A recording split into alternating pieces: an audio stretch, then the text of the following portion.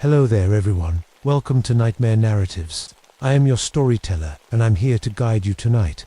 I know many of you use these videos to drift off to sleep, so before we begin, take a moment to like this video and subscribe to our channel. I'm always curious, where are you watching from and what time is it in your part of the world? Now, find your cozy spot and relax.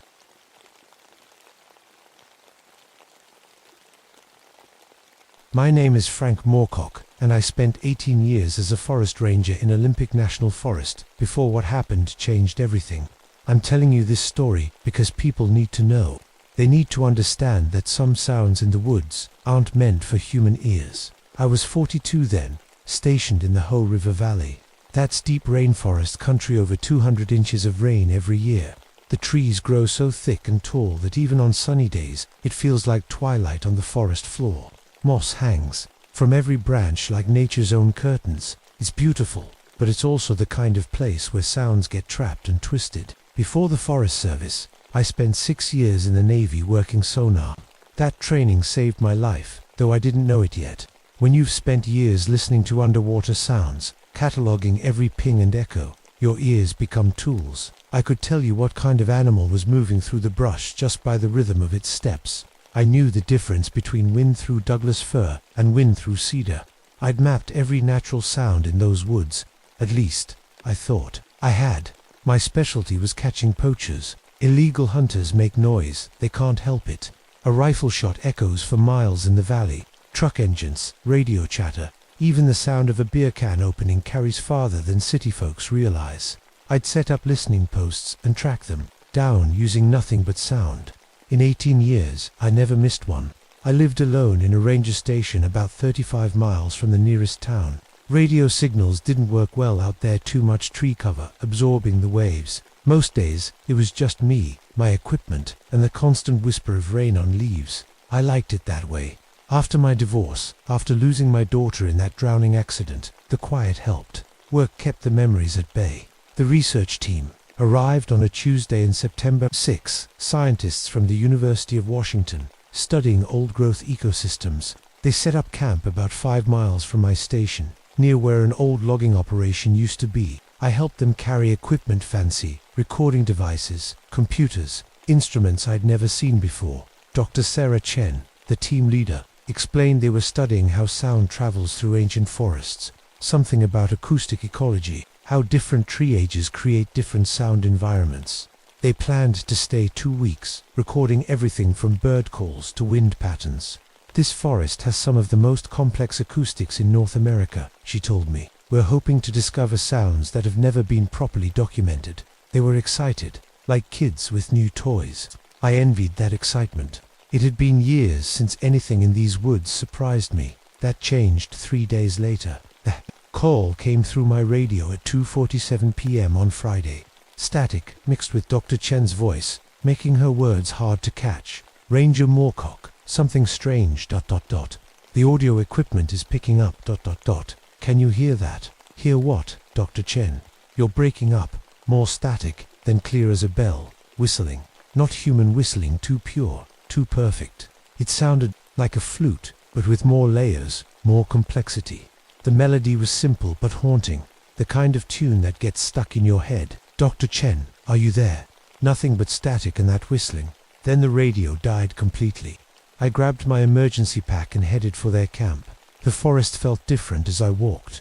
Too quiet, no birds, no insects. Even the ever-present drip of moisture from the trees had stopped. After 18 years, I knew every sound these woods made. This silence was wrong.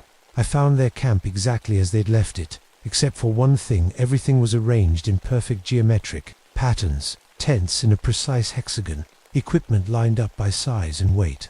Even their coffee cups sat in a straight line on the picnic table, handles all pointing the same direction. Scientists are organized, but not like this. This was obsessive, mathematical. I called out, but my voice seemed to get swallowed by the trees. That's when I noticed their recording equipment was still running. All 6 devices showed the same thing, an identical 7-minute audio loop. That same whistling, over and over. I pressed play on one of the devices. The whistling filled the clearing, and for a moment, I felt dizzy. The melody was beautiful, hypnotic. I caught myself swaying slightly and forced myself to hit stop. In Dr. Chun's notebook, I found pages of musical notation written in handwriting that definitely wasn't hers. The notes were perfectly drawn, like they'd been printed by a machine, but I recognized her notebook. We'd looked at bird migration charts together just days before. I tried my radio. Instead of static, it produced harmonic interference that matched the music in the notebook exactly. Whatever was creating that whistling was affecting electronic equipment too. That's when I heard footsteps behind me. Ellis, I called. Ranger Ellis Martinez was my backup, stationed 20 miles south. What are you doing here? He walked past me without acknowledgement, humming that same melody. His eyes looked glazed, unfocused. He went straight to the center of the camp and began moving his arms like he was conducting an orchestra. Ellis, what's wrong with you? He didn't respond. He just kept conducting invisible musicians, his movements perfectly timed to the tune he was humming. I grabbed his shoulder, and for a second his eyes cleared. Frank, what am I? Then the glaze returned. He pushed past me and walked into the forest, still conducting, still humming.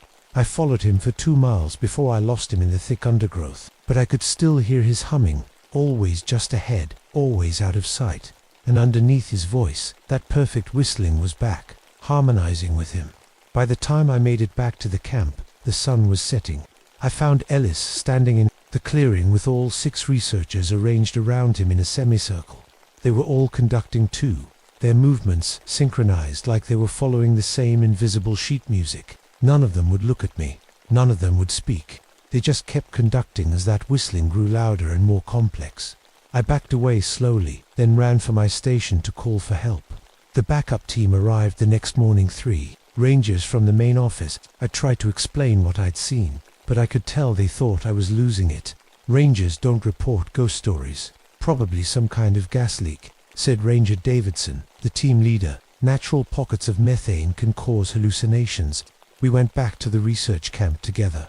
Ellis and the scientists were still there, still conducting, but now they were arranged in perfect rows, like a real orchestra. They'd been standing, in the same positions all night. Jesus, whispered Ranger Kelly. What's wrong with them? Before I could answer, the whistling started again. This time it was coming from all directions, echoing off the trees. Davidson and Kelly immediately stopped walking. Their eyes went blank, and they began writing musical notation in their notebooks without looking down at the paper. Don't listen to it, I shouted, but it was too late. Within minutes, they'd joined the others. Now I was alone with 10 people who were acting like zombies, and that whistling was getting closer. I ran. I'm not proud of it, but I ran. Back at my station, I tried to understand what was happening. I pulled out my old Navy manuals, looking for anything about acoustic warfare or sound-based weapons. Nothing matched what I was seeing. That's when the whistling found me. It started soft, just outside my window. But this time, it wasn't just the same melody.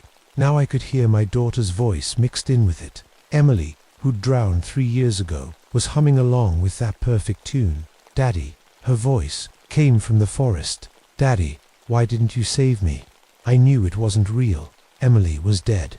I'd held her body at the hospital, but her voice sounded so clear, so alive. Come outside, Daddy. I want to show you something. The trees around my station began swaying in rhythm with the whistling, even though there was no wind.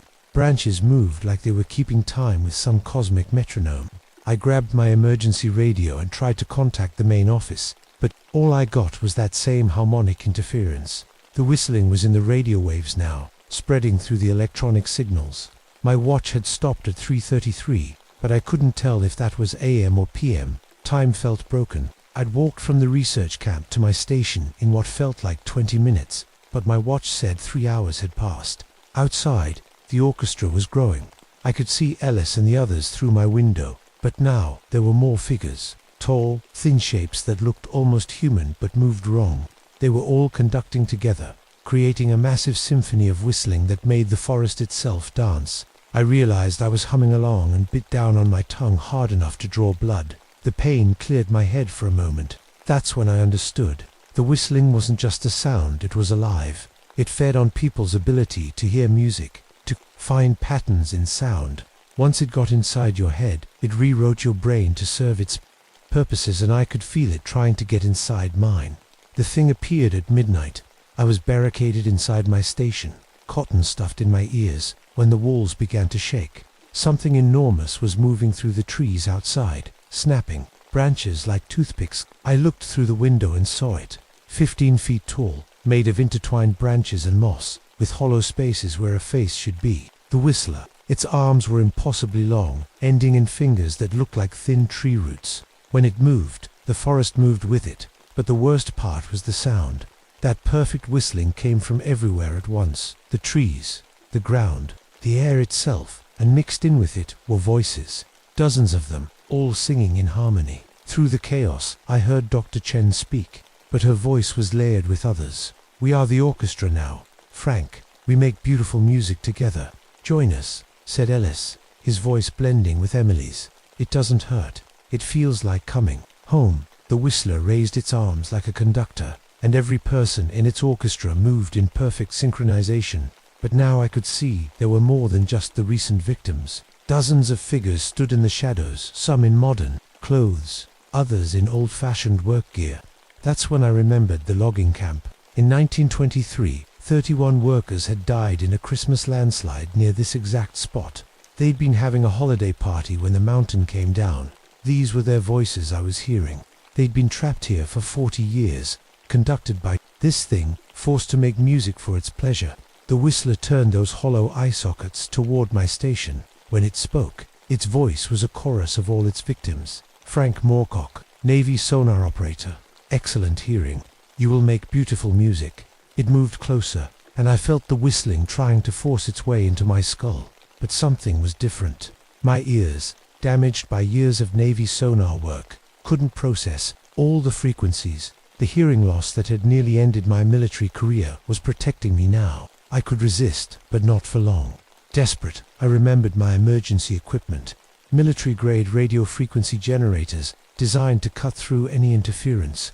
I'd never used them. They were too powerful for normal Forest Service work. The Whistler was at my door now, its root fingers scraping against the wood. I could feel my resistance cracking as that perfect music tried to rewrite my brain.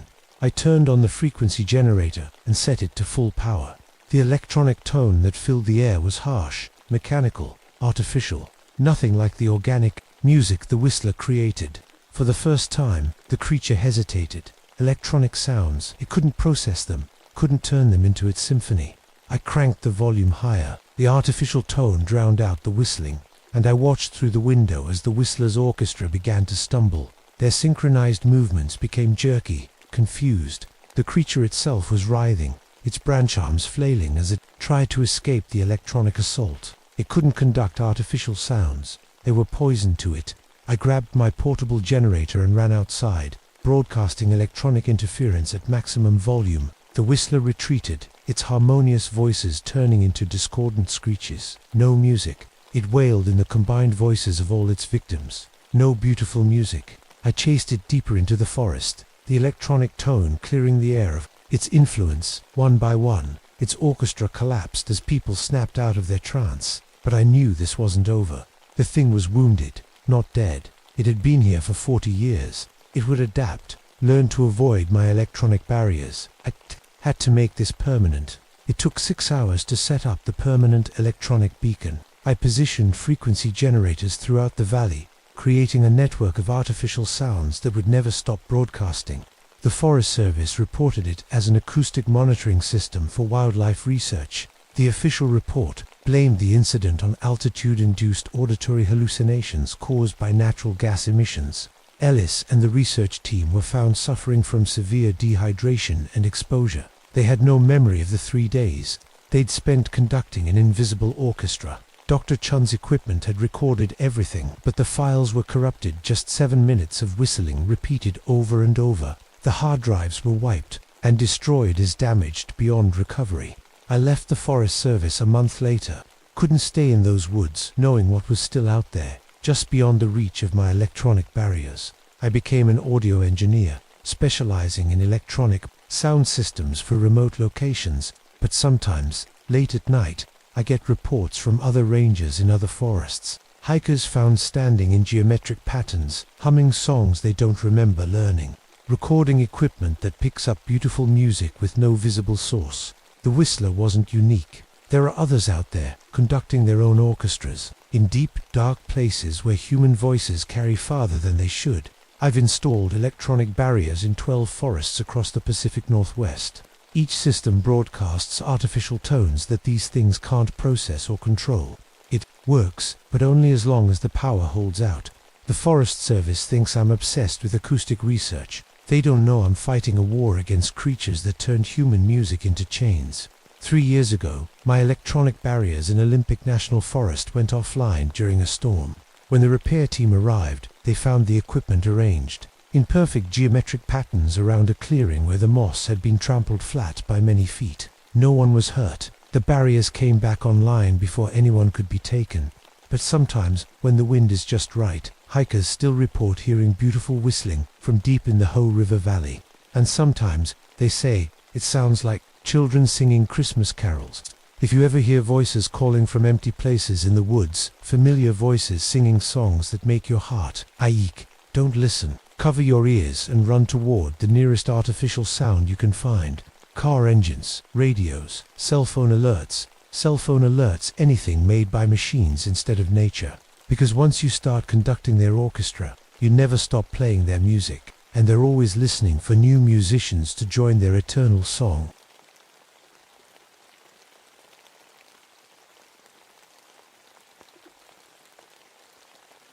My name is Patricia Timberline, but everyone calls me Pat. I've been a park ranger for 12 years now, and before that, I spent 6 years in college studying animals.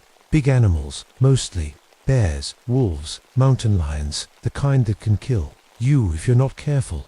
I work in the Tongass National Forest in Alaska. It's the biggest forest in America, bigger than some whole states. When people ask me what it's like, I tell them to imagine walking through a green cathedral. The trees here are so tall you can't see their tops. Some of them are over 200 feet high and older than Jesus. The air is always thick with mist, and it rains more days than it doesn't. Most people think my job is boring.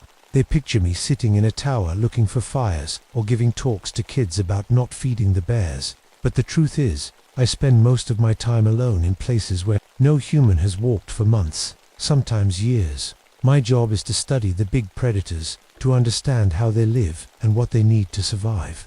I've been face to face with grizzly bears that could snap my neck with one swipe. I've tracked wolves for days through snow so deep it came up to my waist. I've seen things that would make city people wet their pants, but I've never been scared. Not really. Animals follow rules. They're predictable if you know what to look for. At least, that's what I thought until 3 weeks ago. The call came in on a Tuesday morning. A logging company had sent a survey team into the deep forest to mark trees for cutting. 5 men, all experienced woodsmen. They'd been gone for 4 days, and their radio had gone quiet. Probably just equipment failure, my boss said. But we need to check it out. You know that area better than anyone. I did know it. Section 7 Alpha, about 50 miles southeast of Juneau.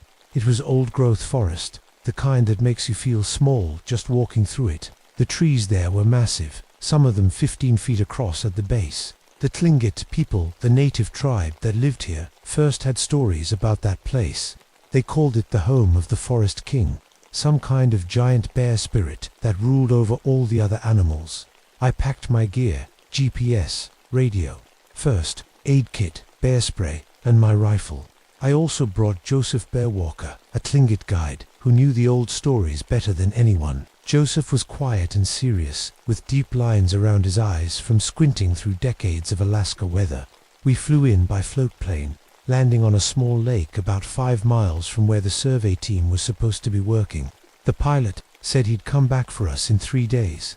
As his plane disappeared over the treetops, the forest closed around us like a green fist. "Something's wrong here," Joseph said before we'd walked 100 yards. I looked around. The forest looked normal to me. Huge trees, thick undergrowth, the smell of wet earth and rotting leaves. "What do you mean? Listen." I stopped and listened.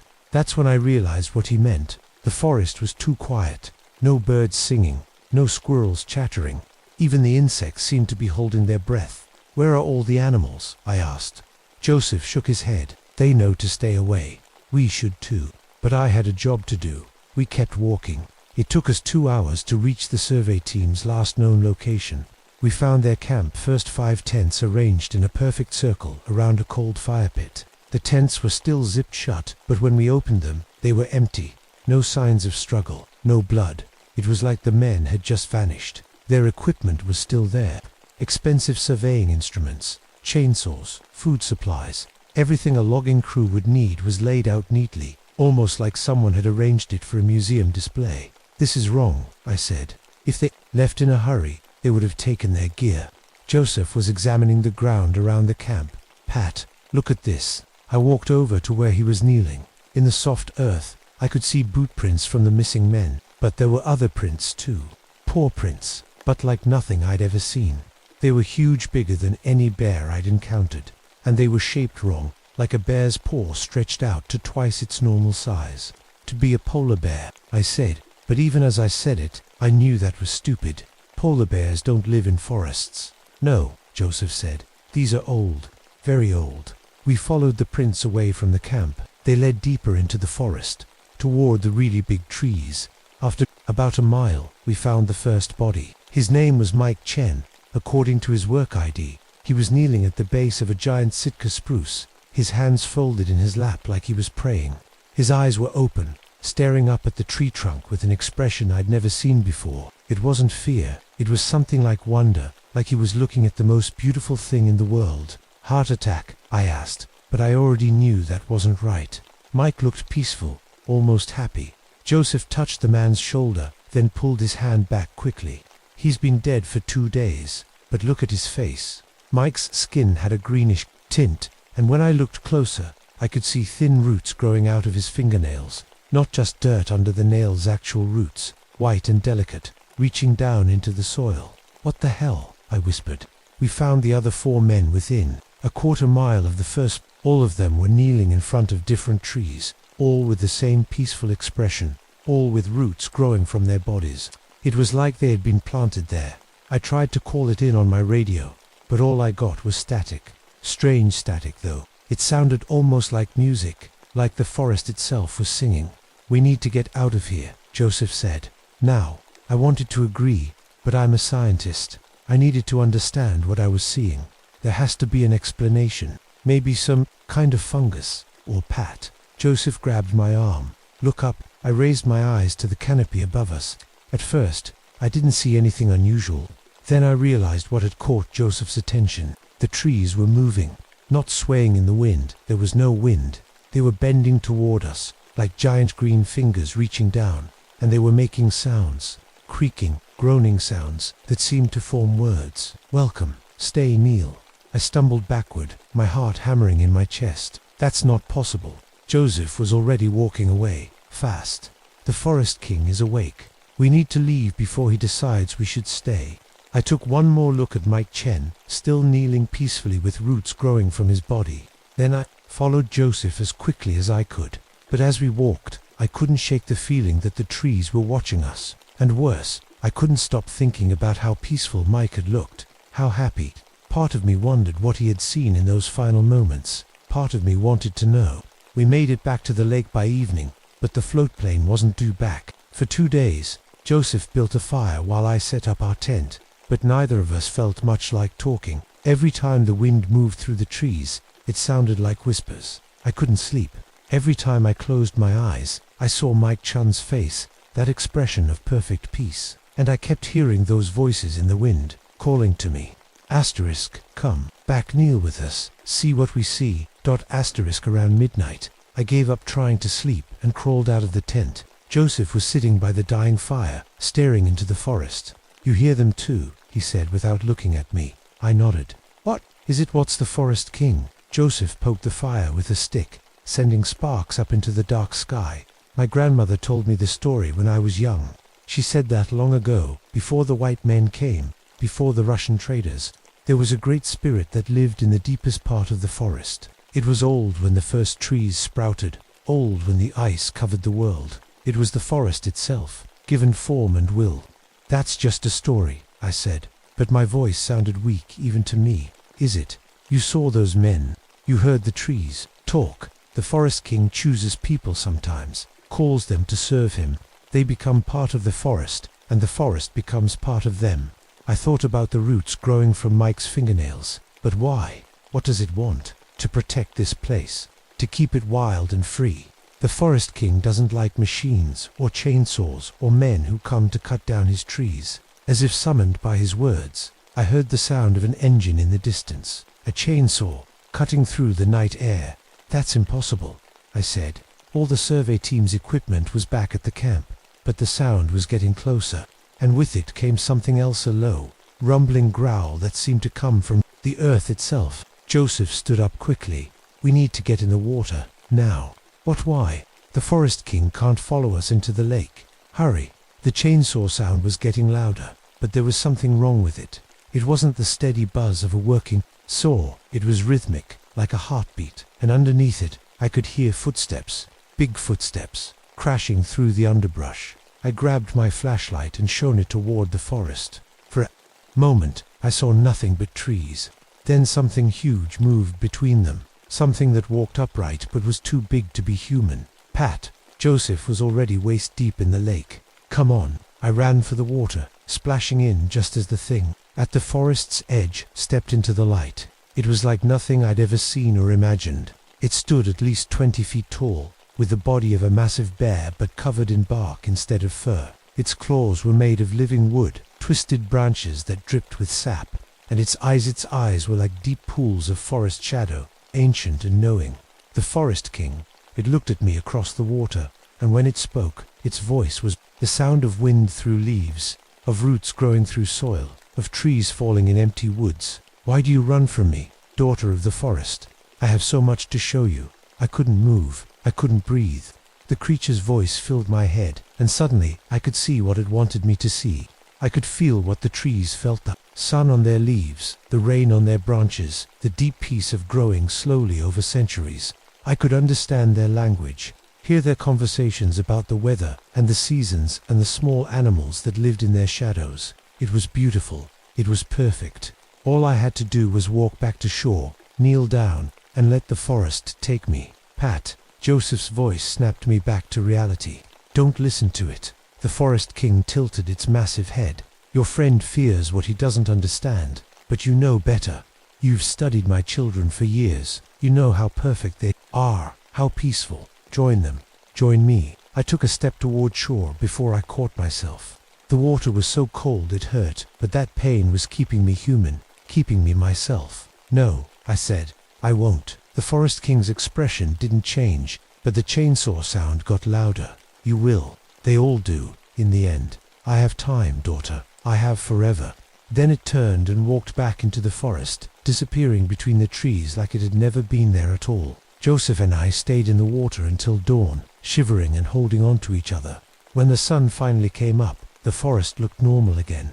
No sign of the creature, no sound of chainsaws, but I knew it was still out there, waiting. The float plane came back the next morning, but I didn't get on it. I told the pilot to radio for backup, to send in a full search and rescue team. I told him about the dead survey crew, but I didn't mention the Forest King. Who would believe me? 3 days later, a helicopter landed at our camp. Out stepped my boss, Tom Richards, along with 2 other rangers and a man in an expensive suit, who introduced himself as Mr. Davidson from the logging company. Show us the bodies, Tom said. I led them to where we'd found the survey team, but something had changed.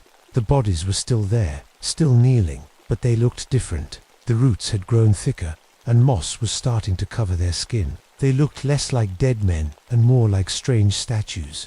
Jesus Christ, Tom whispered. What happened to them? Some kind of toxic fungus, Mr. Davidson said, though he didn't sound convinced. We've seen similar things in South America. I started to argue, but then I heard that low rumble coming from deep in the forest. The Forest King was close, watching us. We need to leave, I said. All of us. Now. But it was too late. The trees around us started to bend inward, creating a circle with us at the center. The rumbling got louder, and I could hear footsteps. Approaching. What the hell is that? One of the other rangers asked. The Forest King stepped into our circle. In daylight, it was even more terrifying. Its bark skin was scarred and ancient, and small animals lived in the crevices, birds nesting in its shoulders, squirrels running along its arms. It was the forest itself, given shape and will. Tom reached for his gun. but his hand stopped halfway to his holster. His eyes had gone wide and peaceful, like So beautiful, he whispered, and then he dropped to his knees. Mr. Davidson tried to run, but the trees bent down to block his path. One of the other rangers was already kneeling, tears of joy streaming down his face. "Look at me, daughter," the Forest King said, its voice filling my head. "See what I really am." And suddenly I could see everything. The Forest King wasn't just one creature, it was thousands of years of forest consciousness. All the trees and animals and growing things speaking with one voice. It was beautiful and terrible and ancient beyond human understanding. I could see the history of this place, how it had grown and changed over millennia. I could see the future too, what it would become if left alone. Paradise, a place where every living thing was connected, where death was just another kind of growth. All I had to do was kneel. "No," I said, though my legs were shaking with the effort of staying upright. "I won't serve you." The Forest King tilted its head. "Why do you resist? Your companions have seen the truth." I looked around. Tom and the others were all kneeling now, smiling that same peaceful smile. Only Joseph was still standing, his eyes closed, his lips moving in what might have been prayer. "Because I'm not ready," I said. "Because I choose to stay human. For now," the Forest King said. "But you will return. You will all return. The forest is patient. The forest is eternal. And you belong to me now, whether you kneel or not." It turned and walked away, and the trees straightened up to let it pass. My kneeling companions blinked and looked around in confusion, like they were waking up from a dream. "What happened?" Tom asked. "Where are we?" They didn't remember any of it, but I did, and I knew the Forest King was right about one thing: I would be back. Part of me was already calling to return. We airlifted the survey team's bodies out. That afternoon, the official report listed the cause of death as exposure complicated by unknown biological agent. The logging company cancelled their plans for that section of forest, claiming it wasn't economically viable. I was reassigned to a different district, but I put in for early retirement instead. I couldn't focus on my work anymore. Every tree I looked at seemed to be watching me back. That was 6 months ago. I moved to Anchorage, got a job with the state environmental agency. I fight logging permits now, try to keep more forests from being cut down. People think I'm just another tree hugger who's lost her mind. Maybe they're right. I dream about the Forest King every night. In my dreams, I'm kneeling at the base of that giant Sitka spruce, feeling the roots grow through my fingers into the soil. It doesn't hurt. It feels like coming home.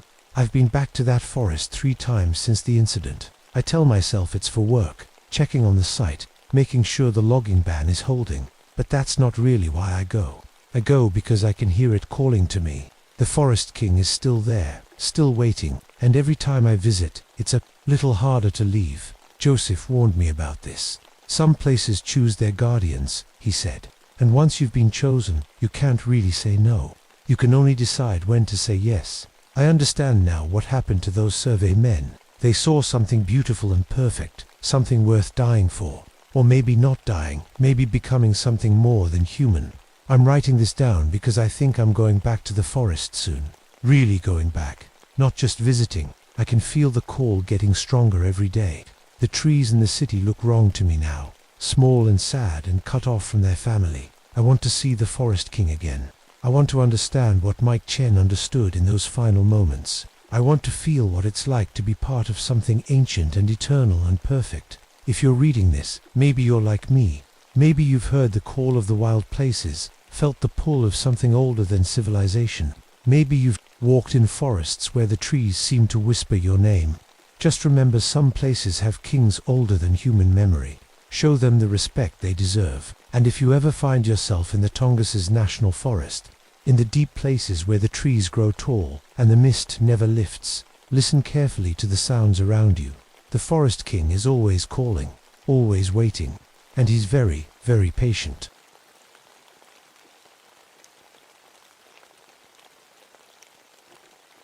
My name is Samuel Ironcloud, and I've been a park ranger for 16 years. Most folks just call me Sam. I work the Buffalo River Wilderness in Arkansas, where the limestone bluffs rise up through the mist like ancient walls. It's beautiful country, but it can be dangerous if you don't respect it.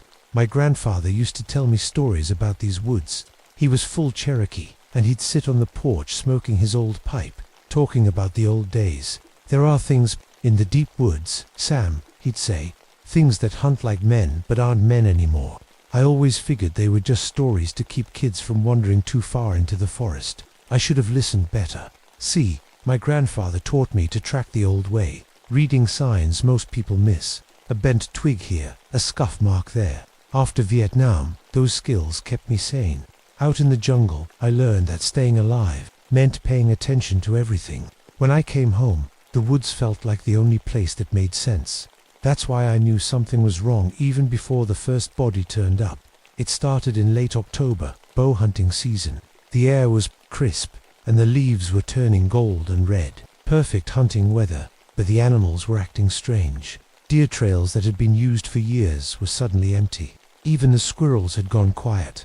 I was checking campsites near Eagle Creek when I noticed the ravens. Usually, they're everywhere this time of year, making noise and causing trouble. But now they just sat in the trees, watching, not making a sound. That's when I got the radio call. "Sam, we got a problem." Sheriff Martinez's voice crackled through the static. "Hunter didn't come back last night. Family's worried sick. Can you take a look?" I grabbed my gear and headed out. The missing hunter was named Bill Garrett, 42 years old, from Little Rock. His campsite was about 3 miles up the ridge, in a spot that's popular with bow hunters. Good sight lines, water nearby. But when I got there, I found his camp torn apart. Not like a bear had gotten into it. Bears make a mess, but they're looking for food. This was different. Someone had gone through everything with purpose. Bill's bow was missing, but his wallet was still there. His tent had been slashed in long, clean cuts, and there were tracks. Wolf tracks, bigger than any I'd ever seen. But wolves don't hunt alone, and these tracks showed something that made my blood run cold. They were moving in formation, like soldiers. I followed the trail deeper into the woods, past the old Cherokee burial grounds my grandfather had shown me as a kid. The tracks led to a clearing where I found what was left of Bill Garrett. I've seen death before. In Vietnam, I saw things that still wake me up at night. But this was different. Bill hadn't just been killed, he'd been hunted, and whoever did it knew exactly what they were doing. His own bow was stuck in the ground next to him, arrow gone. The shot that killed him would have made Robin Hood proud. That's when I heard it. A sound that made every hair on my neck stand up. Howling, but not like any wolf I'd ever heard. It sounded like voices. I radioed for backup and secured the scene, but I couldn't shake the feeling that something was watching me. Every time I turned around, I caught movement in the corner of my eye. Shadows that didn't match the trees. The state police arrived with the coroner, and we spent the rest of the day going over everything. They figured it was some kind of cult thing, maybe devil worshippers. But I knew better. I'd seen the tracks, and I'd heard that howling. That night, I couldn't sleep. I kept thinking about my grandfather's stories. He'd told me about warriors who got lost in battle, who forgot how to stop fighting. They'd become something else. He'd said, still men, but not men. They hunt forever, looking for worthy enemies. I thought he meant it like a metaphor. 2 days later, we found another body. This one was different. Jenny Walsh, from Memphis. She was an experienced hunter, knew these woods better than most locals. We found her about 5 miles from Bill's site, near the old limestone caves. But here's what made me realize we were dealing with something beyond normal. Jenny had been killed with her own crossbow, shot from a position that would have been impossible for any human to reach. The bolt had come from straight up, like someone had been hanging from the cave ceiling 60 feet above. I examined the cave myself. There were scratches in the limestone, deep gouges that looked almost like claw marks, but they were in patterns, like someone had been testing handholds, figuring out the best way to move along the ceiling. That's when I found the gear. Hidden in a crack in the cave wall was a Vietnam-era military pack. Inside were things that shouldn't exist. Maps of the area drawn in a language I recognized as Cherokee, but mixed with military symbols. Radio frequencies that hadn't been used since the war, and photos. Photos of me, not recent ones.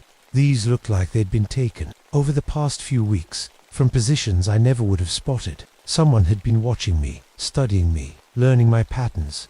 I grabbed my radio to call it in, but all I got was static. Then, cutting through the white noise, I heard something that made my hands shake. Voices speaking in Cherokee, mixed with military radio codes. The the same codes my unit used in Vietnam, and they were talking about me. I couldn't understand all of it, but I caught enough. They were calling me Brother Warrior and the Tracker. They knew about my grandfather, about my time in the war. They knew things about me that no one alive should know.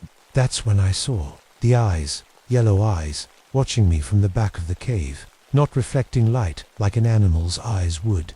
These were glowing on their own, like embers. I drew my sidearm and called out, "Come out where I can see you." The laughter that echoed back didn't sound human. Then I heard movement behind me. I spun around to see a figure standing at the cave entrance, silhouetted against the late afternoon sun. Tall, wearing what looked like military fatigues, but the proportions were wrong. Too tall arms, too long. "Hello, cousin," it said in perfect Cherokee. I fired 3 shots center mass. The bullets hit something solid, but the figure didn't go down. Instead, it tilted its head like a curious dog. "Your grandfather taught you well," it continued, "but he forgot to teach you the most important lesson." "What lesson?" I managed to ask. "Some wars never end." That's when it moved. Faster than anything that size should be able to move.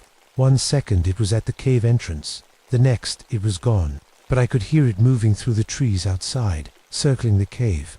I stayed put until dark, then made my way back to my truck. The whole drive home, I kept checking my mirrors. Sometimes I'd see movement in the tree line, keeping pace with my vehicle. When I got home, there was a message on my answering machine. Static, then that same voice. "We'll be waiting, Brother Warrior, when you're ready to hunt." That night, I called my grandfather's old friend, Jimmy Fether. Jimmy was one of the few people left who remembered the old stories. If anyone could help me understand what was happening, it was him. "Sam," Jimmy said, when I finished telling him everything, "your grandfather never lied to you. The dog soldiers are real, and they've been waiting for you." Jimmy drove down from Oklahoma the next morning. At 73, he was still tough as leather, with hands that could track a ghost, and eyes that saw more than most people wanted to believe. When he got out of his old pickup truck, the first thing he did was smell the air. "They're close," he said. "Can you feel it?" I could. There was something wrong with the forest. The birds were gone. Even the insects had stopped making noise. It felt like the woods were holding their breath. "Tell me what my grandfather never told me," I said. Jimmy lit his pipe and stared into the trees. During the old wars, Cherokee warriors who died in battle sometimes couldn't find their way to the Nutland. They got stuck between worlds, still fighting, still hunting. They take the shape of wolves, but they keep their warrior minds. They form packs, hunt together, use weapons. But why me? Because you're a warrior, Sam. You've killed in battle, and you understand the hunt. They recognize you as one of their own. They want you to join them. And if I refuse, Jimmy's expression went dark. Then you become prey. We spent the day preparing. Jimmy had brought sage, tobacco, and other things I didn't recognize. He painted symbols on my face with red clay and told me stories about warrior spirits and the price of endless war. That afternoon, we got another call. 3 hunters had gone missing near Devil's Den, about 10 miles north. When we got there, we found their camp destroyed just like the others. But this time was different. This time, they'd left a message. Arranged in the clearing were the hunters' weapons, 2 compound bows and a rifle, stuck in the ground, in perfect formation, like soldiers at attention. And attached to each weapon was a piece of paper with Cherokee writing. Jimmy read them and went pale. "Challenges," he said. "They're challenging you to combat. 3 against 1. Where tonight, the old burial ground where your grandfather's buried." I knew the place. It was sacred ground, a hilltop clearing, where the Cherokee had buried their war dead for hundreds of years. My grandfather was buried there next to his father and grandfather, going back generations. "We need to leave," Jimmy said. "Get you out of Arkansas, maybe out of the country." But I couldn't run, not from this. My grandfather didn't raise me to run from a fight. Your grandfather was smart enough to stay alive. Jimmy shot back. "These things aren't just spirits, Sam. There's something else now. They've been hunting for over 100 years, getting stronger, getting smarter. They use modern weapons, modern tactics, and they never miss." As if to prove his point, an arrow thudded into the tree next to my head. I spun around, gun drawn, but saw nothing. Then another arrow, this one from a completely different direction. Then a third, from somewhere that should have been impossible. "They're playing with us," Jimmy whispered. That's when I saw them. 3 figures emerged from the tree line. They looked like men at first glance, but wrong in every detail. Too tall, too fluid in their movements. They wore military gear from different eras, one in Vietnam-era fatigues, one in what looked like World War II gear, and one in more modern tactical equipment. But their faces weren't human anymore. Wolf faces, but with human intelligence in the eyes, and they were carrying weapons with the casual expertise of soldiers who'd been fighting forever. The one in Vietnam gear spoke first, and I recognized the voice from the cave brother warrior. You have two choices: join the eternal hunt, or feed it. There's a third choice, I said, trying to keep my voice steady. What's that? End it. They laughed, and the sound echoed through the forest like howling wind. Many have tried, cousin. Warriors from every tribe, soldiers from every war. They all join us eventually. Jimmy grabbed my arm. Sam, we have to go now. But it was too late. More figures were emerging from the woods, dozens of them, surrounding us completely. All wearing military gear from different time periods. All with those terrible wolf faces and glowing yellow eyes. You see, the leader said, we are Legion. Every warrior who dies in battle. Every hunter who kills for the love of killing. We are the pack that never stops growing. That's when I understood. These weren't just Cherokee spirits. They were soldiers from every war, hunters from every culture, anyone who died with blood on their hands and killing in their hearts. They'd found each other in whatever place exists between life and death, and they'd formed something new, something hungry. Tonight, the leader continued, sacred ground, you come alone, or we hunt every person in this county until there's no one left. Then they were gone, vanishing into the forest like smoke. Jimmy was shaking. Sam, you can't do this. You go to that burial ground. You're never coming back. Maybe, I said, but if I don't, innocent people die. As we drove back to town, I caught glimpses of them in the trees, keeping pace with us, waiting. That night, I sat on my porch cleaning my grandfather's old rifle and thinking about the stories he used to tell. There was one I'd forgotten, about a warrior who faced the dog soldiers and lived, but he hadn't beaten them with weapons. He'd beaten them with something else, something my grandfather had tried to teach me, but I'd been too young and too full of anger to understand. The pack was waiting, and I finally knew what I had to do. I drove to the burial ground alone, leaving Jimmy back at the ranger station, with instructions to call the FBI if I didn't return by morning. The sacred hilltop was bathed in moonlight, the old headstones casting long shadows across the grass. My grandfather's grave was at the center, marked by a simple stone carved with Cherokee symbols. I knelt beside it and placed my hand on the earth. Grandfather, I whispered, I need your help. The pack emerged from the tree line exactly at midnight. There were more of them now, maybe 30 or 40 figures in military gear from every era, but the three leaders were the same ones from the forest. As they got closer, I could see them more clearly in the moonlight. They weren't just wearing the gear, it was part of them now. Kevlar vests and combat boots fused with fur and muscle, modern weapons that seemed to grow from their hands like extensions of their bodies. They were what happened when the tools of war became more important than the reasons for fighting. The Vietnam-era leader stepped forward. Up close, I could see the dog tags hanging round his neck, tarnished with age. You came, he said. Good. I was hoping you wouldn't disappoint us. Before we do this, I said, I want to know who you were before. He tilted his wolf head, considering Staff Sergeant Michael Walkingstick, 1st Cavalry Division, died at Firebase Charlie in 1969, and you're Samuel Ironcloud, 173rd Airborne. We served in the same valley, cousin, different years, same war. The realization hit me like a punch to the gut. Your Cherokee was Cherokee. Now I'm something better. A perfect warrior, freed from the weakness of human doubt and fear. We all are. He gestured to the pack around us. Every culture, every war, united by the only thing that really matters, the hunt. This isn't hunting, I said. This is murder. What's the difference? The World War II soldier stepped forward, his equipment covered in mud and blood that looked fresh, despite being decades old. In the jungle, in the desert, on the battlefield, we killed because we were good at it, because we enjoyed it. This is just killing without politicians and flags getting in the way. The modern soldier, wearing gear I recognized from recent conflicts, nodded agreement. Pure combat. No rules of engagement, no civilian casualties to worry about. Just predator and prey, the way nature intended. Looking at them, I finally understood what my grandfather had been trying to tell me. These weren't spirits or demons. They were warriors who'd forgotten why they were fighting, who'd let the means become the end. They were what I could have become in Vietnam if I'd let the killing become more important than getting home. I know what you are, I said, reaching into my pocket. Do you? The leader asked, raising his rifle. You're warriors who forgot how to stop being warriors. I pulled out my grandfather's peace pipe, the one he'd smoked on the porch while telling me stories. The pack tensed, weapons trained on me from every direction. You think a few Cherokee rituals will save you? The leader laughed. We've heard every prayer, seen every ceremony. They don't work on us anymore. This isn't for you, I said, filling the pipe with tobacco. It's for me. I lit the pipe with shaking hands and took a long draw, the way my grandfather had taught me. The smoke tasted like memory and sorrow. Then I began to speak, not in English, but in Cherokee. Words my grandfather had made me memorize, even though I'd complained about learning old nonsense. But they weren't nonsense. They were recognition. Recognition of the warriors who died in service of their people. Recognition of the price of violence, even necessary violence. Recognition that sometimes the hardest battle is knowing when to stop fighting.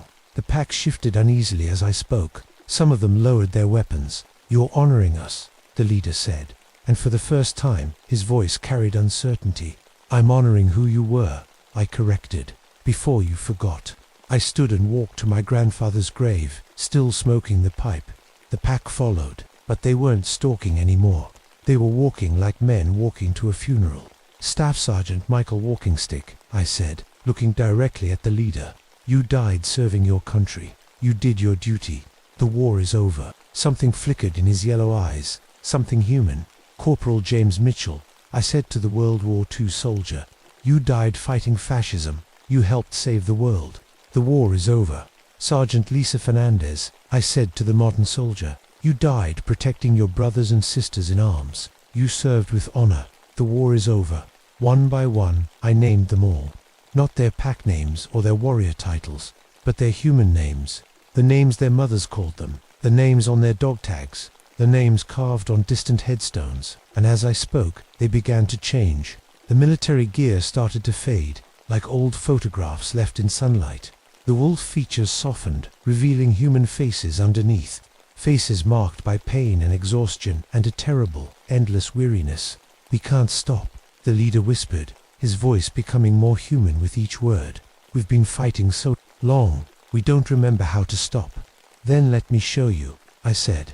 I knelt by my grandfather's grave and began to dig with my bare hands. The pack watched in silence as I dug down until I found what I was looking for, a small bundle wrapped in rotting cloth. Inside were my grandfather's war medals from Korea, his Purple Heart and Bronze Star, but also something else, a letter, written in Cherokee. I couldn't read it all, but I understood enough.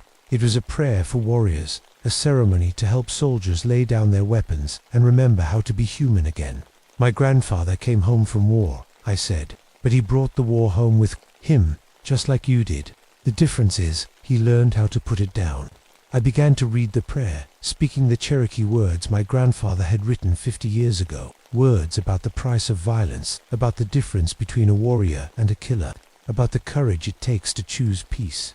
As I spoke, the pack began to dissolve, not vanishing, but becoming something else. Light, maybe, or just the absence of pain. One by one, they nodded to me a soldier's farewell and faded away.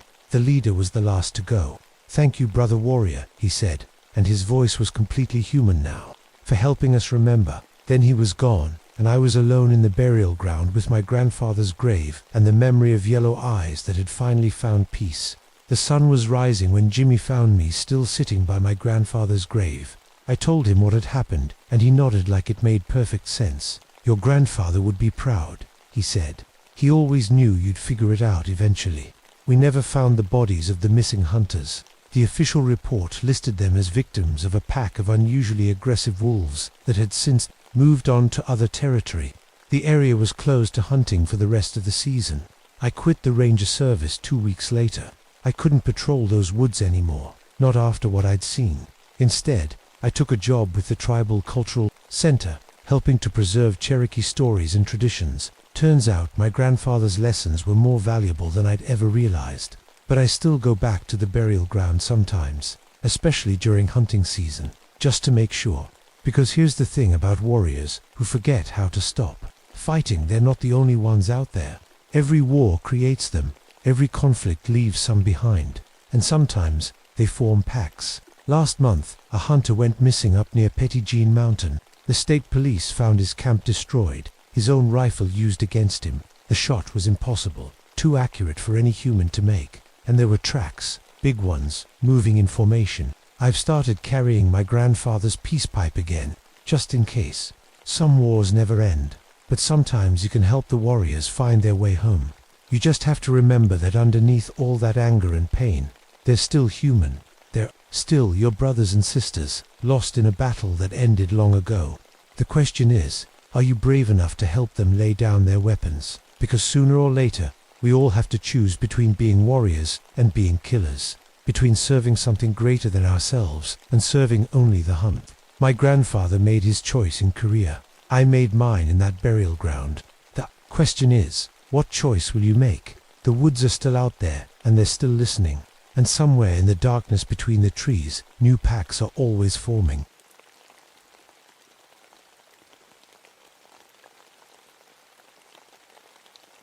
My name is Eleanor Hartwell, but everyone calls me Ellie. I've been a park ranger at Mammoth Cave National Park for 9 years now, and I thought I'd seen everything these underground tunnels could throw at me.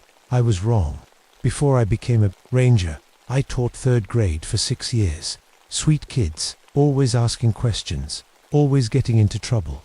I loved that job until the day my own daughter Emma drowned in Lake Cumberland. She was 8 years old, same age as most of my students. After that, I couldn't look at children's faces without seeing hers. The caves saved me, in a way.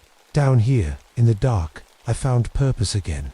Cave rescue became my specialty, pulling people out of tight spots, finding the lost ones, bringing everyone home safe. In 9 years, I've completed successful underground rescues. The cave system here is the longest known in the world, with over 400 miles of mapped passages. It's easy to get lost if you don't know what you're doing, but I know these caves better than anyone. I know which passages flood during heavy rain, which chambers echo your voice back in strange ways, and which sections are too dangerous for regular tours. The cave remembers everything, every footstep, every voice, every person who's ever been down here. What I didn't know was that some caves remember too much. It was a Tuesday morning in October when the call came in. Scout Troop 847 from Louisville had been exploring the Wild Cave Tour route when something went wrong. The troop leader, a man named Bill Stevens, had been found sitting alone in Echo River Chamber, staring at the wall and drawing pictures in his notebook over and over again. The same pictures, children's faces with empty eyes. When the other scouts found him, he wouldn't respond to his name. He just kept drawing and mumbling about the children playing in the dark. The scout group had been brought up immediately, but Bill remained in some kind of shock. The local EMTs couldn't figure out what was wrong with him. That's when they called me. I grabbed my gear helmet with dual LED lights, rope system, emergency radio, first aid kit, and my waterproof flashlight. The caves can be tricky, especially the sections near the underground rivers.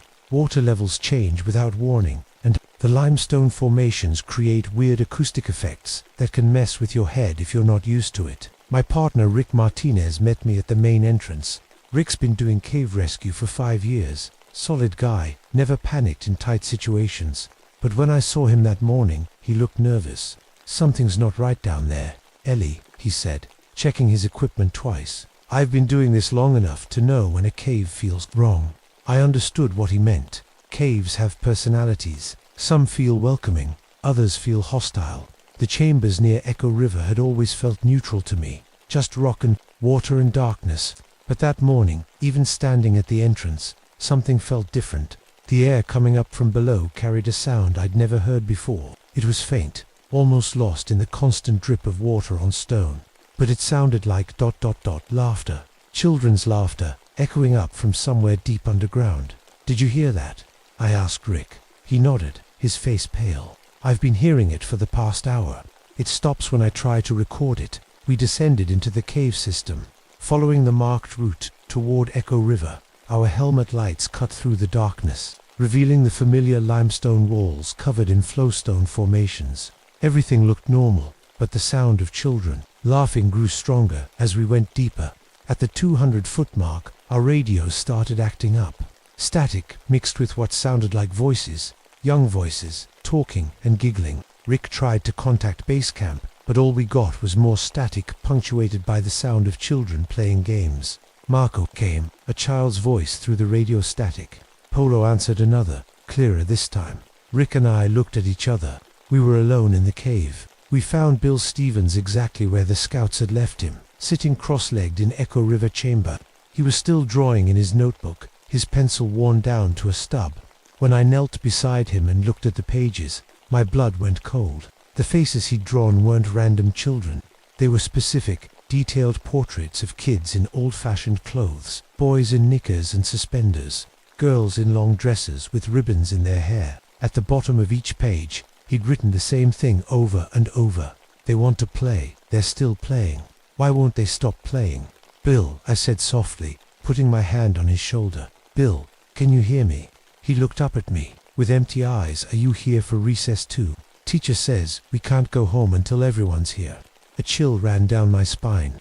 I'd worked with trauma victims before, but this was different. Bill wasn't just confused, he was somewhere else entirely, somewhere in his mind where he was 8 years old again. Rick was examining the cave walls with his flashlight.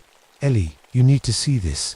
I joined him at the far end of the chamber. The limestone wall was covered in handprints, small handprints, like children would make, but these prints weren't old cave paintings or tourist graffiti. They were wet, as if someone had just pressed their hands against the stone. That's impossible, I whispered. We're the first people down here in weeks. Rick touched one of the handprints. His finger came away damp. These are fresh, Ellie, and look at this. He moved his light along the wall, revealing more handprints leading deeper into the cave system. They followed a passage I'd never explored before, one that wasn't on any of our maps. The opening was small, maybe 4 feet high, like it was made for children to crawl through. Behind us, Bill started singing in a high, childish voice, Ring Around the Rosie. Pocket full of posies. Ashes, ashes, we all fall down.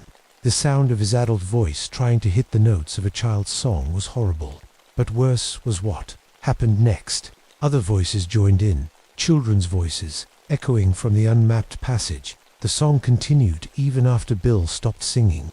My helmet light flickered and went out. In the darkness, I could hear the sound of children running, their feet splashing through shallow water. Laughter echoed from all directions, as if we were surrounded by invisible kids playing hide and seek. Rick's light was still working, and he swung it toward the sounds. For just a moment, I saw them, 3 children standing in the water at the mouth of the narrow passage. A boy about 10 years old in knickers and a white shirt, and 2 girls in long dresses with their hair in braids. They looked solid, real, but when Rick's light hit them directly, they flickered like reflections on water. Did you see that? Rick whispered. Before I could answer, one of the girls, she couldn't have been more than 7, stepped toward us. Her dress was soaking wet, water dripping from her hair and clothes. When she opened her mouth to speak, water poured out instead of words. New friends. She finally managed, her voice gurgling like she was talking underwater. Teacher will be so happy. We've been waiting so long for new friends. The other children appeared around her, more than I could count in the flickering light. They were all wet, all wearing old-fashioned clothes, all staring at us with empty eye sockets filled with dark water. Come play with us, said the boy. We know the best games. We've been playing the same games for so long. We're really good at them now. Rick grabbed my arm. We need to get out of here. Now. But when we turned toward the main passage, more children blocked our way. They stood in a line, holding hands, water streaming from their clothes and hair. Behind them, I could see Bill Stevens crawling toward the narrow passage on his hands and knees, moving like a child playing a game. Red light, called one of the children, and all of them froze in place like statues. Bill stopped crawling immediately, caught in whatever game they were playing. Green light, the child called, and they all started moving again. I realized with growing horror that we were trapped in some kind of supernatural game of red light, green light, every time the children called red light. I felt an overwhelming urge to stop moving, like my body wasn't entirely under my own control anymore. The children giggled and clapped their hands. "Your turn to be it," said the little girl who'd spoken first. "Close your eyes and count to 10. I fought against the strange compulsion, grabbing Rick's hand and pulling him toward a side passage I knew led back to the main cave system. But the cave itself seemed to be working against us. Passages I'd walked through hundreds of times were different now, longer, narrower, leading in directions that made no sense. "The cave's changing," Rick panted as we half ran, half stumbled through the twisting tunnels. "The walls are moving." He was right. The limestone formations were shifting like living things, creating new passages and blocking familiar ones. Our helmet lights revealed impossible architecture, chambers that curved back on themselves, staircases carved into the rock leading nowhere, and everywhere the sound of children playing. We emerged into a large chamber I'd never seen before. Despite 9 years of exploring these caves, it was enormous, with a high ceiling that disappeared into darkness, but it wasn't empty. The space was filled with the ghostly outlines of school desks, arranged in neat rows like a classroom. At the front of the room stood a blackboard covered in children's handwriting. "We will be good. We will listen to teacher. We will stay together." "This isn't possible," I whispered. "Welcome to my classroom," said a woman's voice behind us. We spun around to see a figure emerging from the shadows, a tall, thin woman in a long dress and wire-rimmed glasses. Her hair was pulled back in a severe bun, and she carried a wooden ruler in one hand. Like the children, she appeared solid at first glance, but her edges wavered like heat shimmer. "I'm Miss Thornwood," she said with a kind smile that didn't reach her eyes. "I've been teaching the children for so very long. They're such good students, always eager to learn new games." Around the classroom, I could see the children now, dozens of them, sitting at the ghostly desks with their hands folded, staring at us with those terrible water-filled eyes. They were all different ages, from maybe 6 years old to teenagers, but they all had the same empty, drowned look. "You're not real," I said, trying to keep my voice steady. "You're all dead." Miss Thornwood's smile faltered. "Dead? Oh no, dear, we're not dead. We're just ... staying late. School isn't over yet. The children need to learn their lessons." She moved closer, and I could see that her clothes were as wet as the children's, water pooling around her feet with each step. They were so frightened when the cave-in happened. The water came so fast, and they didn't understand. So I've been teaching them, keeping them safe, making sure they don't get scared. Rick was backing toward what looked like a doorway, but when his light hit it, it was just solid rock. We were trapped in this impossible classroom with a dead teacher and her drowned students. The field trip was supposed to be educational. Miss Thornwood continued, her voice taking on a dreamy quality. "We came down here in 1925 to see the beautiful formations. 27 children, so excited to explore. And then the earthquake hit, and the passage collapsed, and the water..." She trailed off, staring at something we couldn't see. One of the older boys raised his hand. "Miss Thornwood, can the new students play with us? We know such good games." "Of course. Timothy, what game shall we play?" "Hide and seek," called out several children at once. "We love hide and seek." Miss Thornwood clapped her hands together. "Wonderful. Now, children, you know the rules. Once the game begins, no one can leave until everyone is found. And remember, the cave knows all the best hiding places." The children began to disappear one by one, fading into the rock walls or melting into puddles of water on the floor. Soon Rick and I were alone with the teacher, who was looking at us expectantly. "Well," she said, "aren't you going to start counting?" I felt that strange compulsion again, stronger this time. My eyes wanted to close, my mouth wanted to count to 10. But I fought it, remembering my training, remembering all the people I'd rescued from these caves. "You have to let them go," I said. "The children. They've been down here for over 40 years. Their families are waiting for them." Miss Thornwood's face changed, becoming angry and protective. "Their families abandoned them, left them down here in the dark and the water. I'm the only one who stayed. I'm the only one who cares about them. You're keeping them trapped," I insisted. "They can't move on because you won't let them. I won't let them be abandoned again." She screamed, and her voice echoed through the chamber like breaking glass.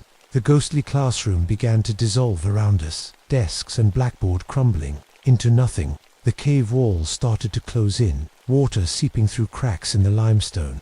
I realized she was going to flood the chamber, trap us here like she'd trapped the children. "Rick, we have to find the way out." I said, but when I turned to look for him, he wasn't there. Instead, I heard his voice, high and childish, calling from somewhere in the darkness, "Ready or not, here I come." He'd joined their game. Somehow, Miss Thornwood had taken him to Ilwad, was alone with 27 dead children and their teacher, playing hide-and-seek in a cave that was rapidly filling with water. The water was up to my ankles now, ice cold and rising fast. My helmet light flickered as moisture got into the electronics, and I realized I only had minutes before I'd be trapped down here forever. "Rick," I called out. "Rick, where are you?" "I'm hiding really good," came his voice, but it sounded like a child's voice now, giggling and carefree. "You'll never find me." Other voices joined in, the drowned children, scattered throughout the cave system, all playing their eternal game. I could hear them splashing through the water, their laughter echoing from impossible directions. Miss Thornwood appeared beside me, no longer bothering to look human. She was a thing of water and limestone now, flowing like a waterfall given shape. "Join us, Eleanor. Stay with us. The children like you, they think you'll be a wonderful playmate." "I can't," I said, backing away from her. "I have to get out. I have people who need me up there." "You had a daughter once," she said, and my heart stopped. "Little Emma. She drowned too, didn't she? She's lonely, Eleanor. She wants her mother." Behind Miss Thornwood, a small figure emerged from the rising water. It was Emma, my Emma, exactly as she'd looked the day she died, 8 years old, with pigtails and the blue swimsuit she'd been wearing at the lake. "Mummy," she said in that sweet voice I heard in my dreams every night. "Mummy, I've been waiting for you. I want to come home." I fell to my knees in the water, reaching for her. This was what I'd wanted every day for the past 3 years, to see her again, to hold her, to tell her how sorry I was for not watching her more carefully that day at the lake. But, as my fingers touched hers, I felt only cold water and empty air. "She's not real," I whispered. "She's as real as she needs to be," Miss Thornwood said. "Stay with us, Eleanor. Be our friend. Play our games. Never leave us alone in the dark again." The water was up to my chest now. In moments, it would be over my head. But looking at the thing that wore Emma's face, I finally understood what I had to do. MRI said softly, "Sweetie, you're not supposed to be here." The fake Emma tilted her head. "But I want to stay with you, Mummy." "I know, baby, but you're not Emma. Emma is somewhere safe now, somewhere warm and bright. You're just ... You're just the cave, aren't you? The cave trying to keep me here." Miss Thornwood's watery form wavered. "The children need supervision. They need someone to keep them safe." "No," I said, standing up in the chest-deep water. "The children need to go home. They needed to go home 41 years ago." I pushed through the water toward where Miss Thornwood had first appeared, feeling along the cave wall for the passage I knew had to be there. The real passage, not the supernatural maze she'd created. "You can't leave," Miss Thornwood shrieked. "No one leaves. No one abandons the children." "I'm not abandoning them," I said, finding the narrow opening with my hands. "I'm setting them free." The water was over my head now, but I took a deep breath and dove down, following the passage by touch. Behind me, I could hear Miss Thornwood screaming, and the children crying out in confusion and fear. I swam through flooded passages that seemed to go on forever, my lungs burning, my vision going dark. Just when I thought I couldn't hold my breath any longer, I saw light ahead, real light, not the ghostly glow of the supernatural classroom. I broke the surface in a chamber I recognized, gasping and coughing up cave water. This was real limestone, real formations, real cave. I was back in the normal world, but I could still hear them calling behind me, the children's voices, growing fainter but still there. "Don't leave us. Please, don't leave us alone." I had to go back, not to join them, but to help them. I found Rick in Echo River Chamber, sitting next to Bill Stevens. Both men were staring at the wall, but their eyes were clearer now, more focused. The supernatural influence was fading. "Ellie," Rick said, sounding confused. "What happened?" I remember going into that passage, and then ... nothing. Like a dream I can't quite remember. Bill was looking at his notebook, flipping through pages of children's drawings. "I drew these," he said slowly, "but I don't remember drawing them." "Who are these kids?" I knelt down beside them, water still dripping from my clothes. "They're children who got lost down here a long time ago. They've been waiting for someone to help them find their way home." Over the next hour, I helped Rick and Bill make their way back to the surface. The cave felt different now, sad but peaceful, like a place where something important had been finished. The strange echoes were gone, and our radios worked normally again. The official report stated that all three of us had suffered from carbon monoxide poisoning due to poor air circulation in the deeper passages. It explained the hallucinations, the confusion, the lost time. The unmapped passage was sealed off permanently, marked as too dangerous for any future exploration. But I knew the truth, and 3 weeks later, I received a package in the mail, with no return address. Inside was a yellowed photograph from 1925, showing 27 children and their teacher posed in front of the cave entrance. At the bottom, someone had written in faded ink, "Thank you for bringing us home." I had the photograph enlarged and framed, and it now hangs in the Park Visitor Center with a small plaque, in memory of the Riverside Elementary School field trip. October 15th, 1925. 27 children and one teacher who loved learning about the wonders of the natural world. Families still come to the park to see the memorial. Sometimes, when I'm giving tours, children ask me about the kids in the photograph. I tell them they were brave explorers who helped us understand how important it is to stay together and look out for each other, even in the darkest places. The cave is quiet now. The passages stay where they're supposed to stay, and the water levels follow predictable patterns. But sometimes, late at night, when I'm doing paperwork, I hear something that might be laughter echoing up from deep underground. Not the desperate laughter of trapped spirits, but the joyful sound of children who are finally free to play. In the light, I still miss Emma every day. I probably always will. But now I know that missing someone and letting them go aren't the same thing. Love doesn't mean holding on forever. Sometimes it means having the courage to say goodbye. Some caves hold on to their tragedies, but this one learned to let them go. And maybe, in helping those 27 children find peace, I finally learned how to let go too. The darkness doesn't scare me anymore. I know what's down there now, just rock and water and the echoes of old stories. And sometimes, when the wind blows just right through the cave entrance, those echoes sound almost like children laughing as they run toward home.